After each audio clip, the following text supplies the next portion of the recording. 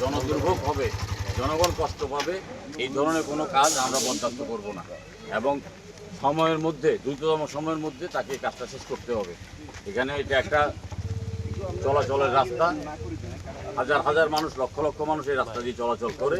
এই রাস্তাটাকে এইভাবে ফেলে রাখা কোনো অবস্থায় ঠিক হয় নাই। ইঞ্জিনিয়ার সাহেবকে বলতে হবে যে এই কাজটা যেন দ্রুততার সাথে করা যায়। লোকজন আরও লাগিয়ে এত তাড়াতাড়ি ইচ্ছা আসতেছে, রোজা রমজানের দিন মানুষজন খুব কষ্ট পাইতেছে, ধুলাবালিতে মানুষজন আক্রান্ত হইতেছে, শ্বাসকষ্ট বাড়তেছে, ক্যান্সারের রোগ বৃদ্ধি পাবে। তো এটার জন্য কিন্তু যদি আপনার উপজেলা প্রশাসন বা পৌর প্রশাসন আছেন ইঞ্জিনিয়ার, এদের বিরুদ্ধে কিন্তু শাস্তিমূলক ব্যবস্থা নেওয়া হবে। খুব দ্রুততার সাথে যেন এই কাজটা করা যায়। এই কাজটার ব্যাপারে গাফিলতি আছে, এই কাজটার ব্যাপারে প্রশাসনের এবং থানা এবং পৌর ইঞ্জিনিয়ারের একদম গাফিলতি আছে।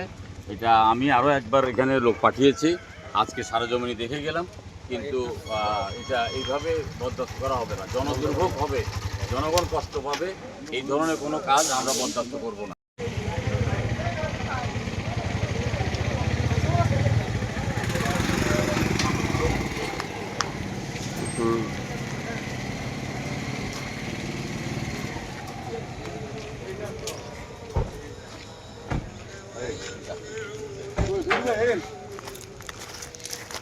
আসসালামু আলাইকুম। এই কাজটা তারা আসলে দেরি করবে, এটা আরো আছে।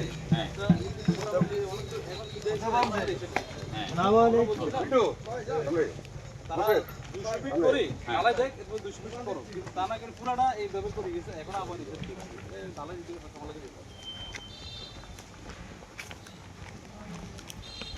আসসালামু আলাইকুম। বল ভাই, এরা ওই যে ভিতরে ঢাকা করে প্যাকেজ এটা আমাদের ওই বাচ্চুল্লাহ জি দেখি আসছে জানা দিবে। এটা ইয়ে কে, এটা মনিটরিং অথরিটি কে, এটা দেখা যাচ্ছে পৌরসভা না, পৌরসভার ইঞ্জিনিয়ার কই, ইঞ্জিনিয়ার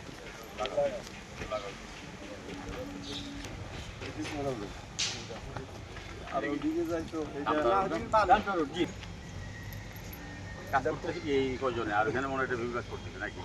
বেকু তো হেজি ভাই, বেকু এই সাইড হয়ে গেছে, এই সাইড করে বেকু ভাই এটা করা হইতেছে পুরো একদম।